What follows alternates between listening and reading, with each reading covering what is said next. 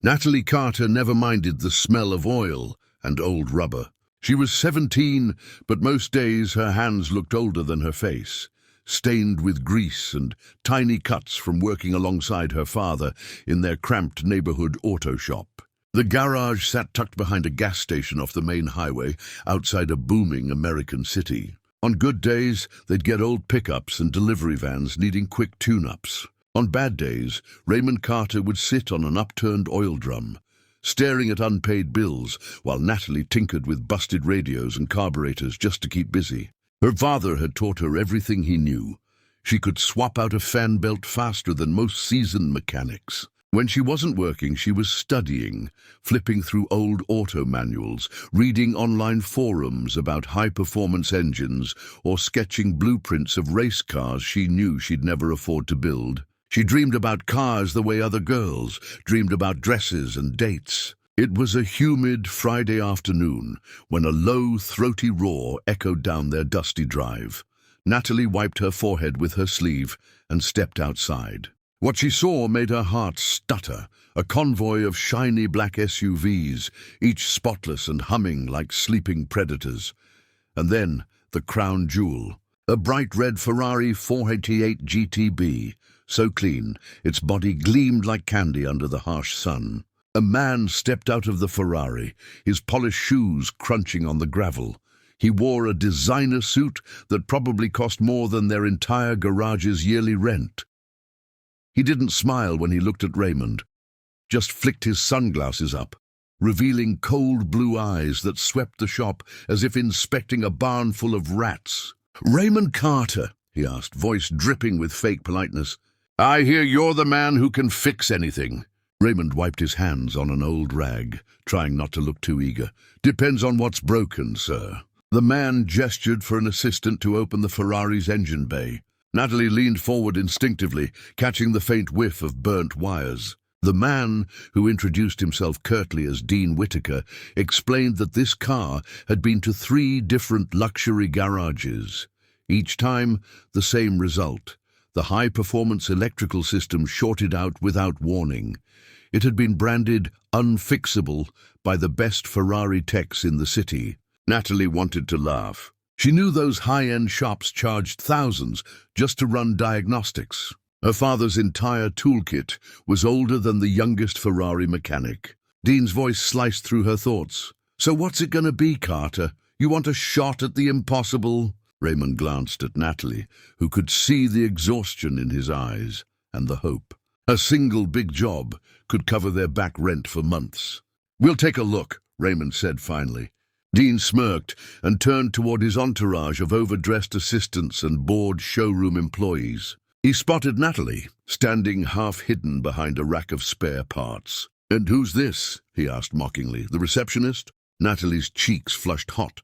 She stepped forward, wiping her hands on her overalls. "I help my dad," she said, her voice steady but soft. Dean let out a short, sharp laugh. "Tell you what, Princess, if you can fix this thing, I'll personally buy out this dump and turn it into a showroom." The assistants laughed on cue. Natalie's jaw tightened. She felt her father's silent plea. Don't cause a scene, but something burned in her chest. She'd spent nights studying the schematics for these exact models. She knew their quirks, their hidden flaws. She stepped closer to the Ferrari, ignoring Dean's smirk. She gently tapped on the fuse box, leaned in, and asked for her father's old soldering kit.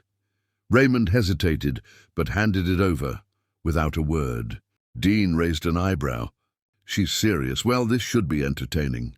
Natalie popped out the passenger-side fuse cover, slid under the dash, and felt for the loose relay she'd read about in forums.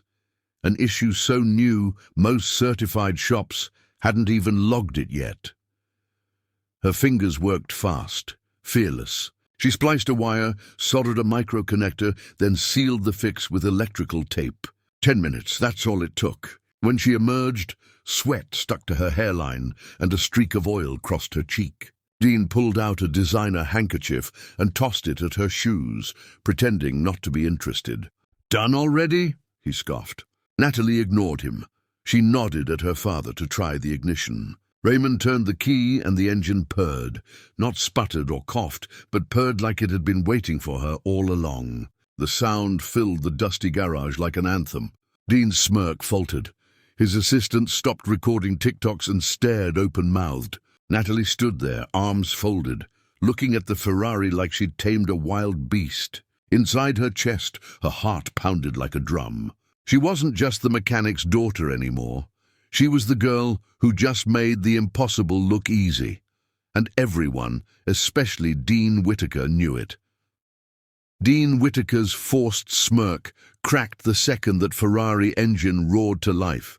The rich purr filled the cramped garage, echoing off oil-stained walls and broken shelves stacked with used parts. For a moment no one spoke. Even the assistants in their slick black suits shifted uncomfortably, exchanging glances like they were suddenly unsure whose side to stand on. Natalie didn't care about their stares. She stepped back from the Ferrari, wiping her hands on her coveralls, her breath steady but her heart hammering behind her ribs. Her father stood frozen beside the driver's door, one hand resting on the polished frame, as if afraid the car might vanish if he let go.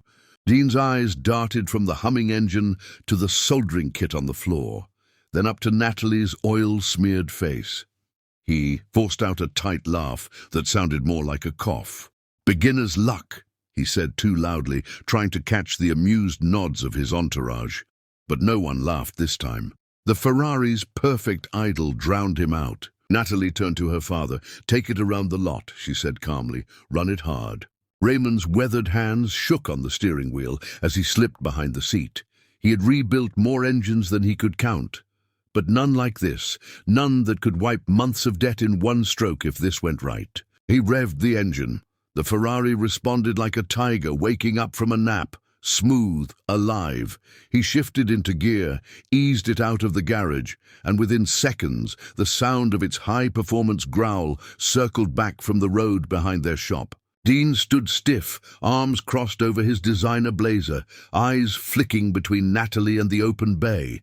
One of his assistants whispered something about calling corporate, but Dean waved him off. "You expect me to believe she did that?" Dean sneered at Natalie, but the edge in his voice was cracked, stretched thin. Natalie didn't flinch. "Check it yourself," she said. She reached for the diagnostic tablet one of Dean's men carried. She tapped through the readings like she'd done it 1,000 times. The numbers didn't lie. The faults were cleared. The system stable. Raymond pulled back into the lot a minute later. He stepped out, a grin breaking through years of worry etched in deep lines on his face. He nodded at Dean, who had no choice but to look at the girl standing beside the Ferrari, like it belonged to her. Dean's jaw worked wordlessly for a moment before he forced out a dry chuckle. "Looks like you've got some talent, sweetheart," he said, trying to lace the words with sarcasm, but the attempt fell flat. Nobody laughed. The silence made the compliment echo even louder. Natalie didn't blink. "So you'll keep your word?" Dean's mouth twitched. He wasn't used to being cornered, especially not by a teenager in a greasy jumpsuit.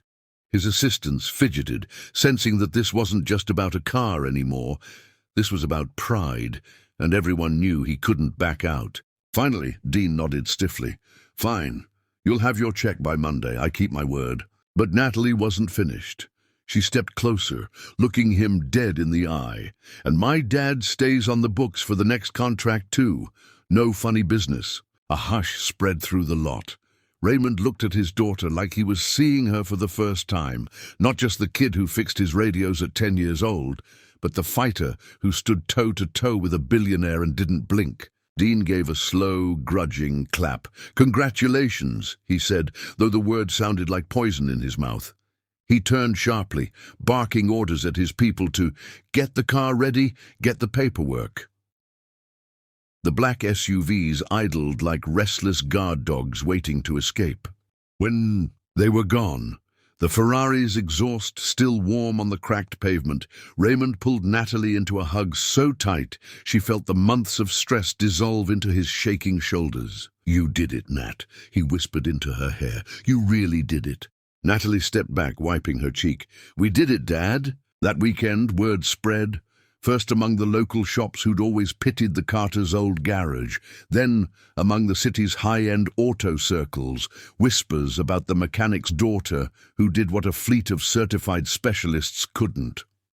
Some called it luck, others said it was impossible, but none of that mattered to Natalie. She spent Saturday evening with her dad, sorting tools back into battered drawers and sweeping the concrete floor. Her hands were raw but steady. Her mind buzzed not with the job she'd just finished, but with all the things she knew she could fix next. Bigger engines, faster cars, maybe even her own name on a sign above the bay one day. Raymond watched her, eyes proud but soft.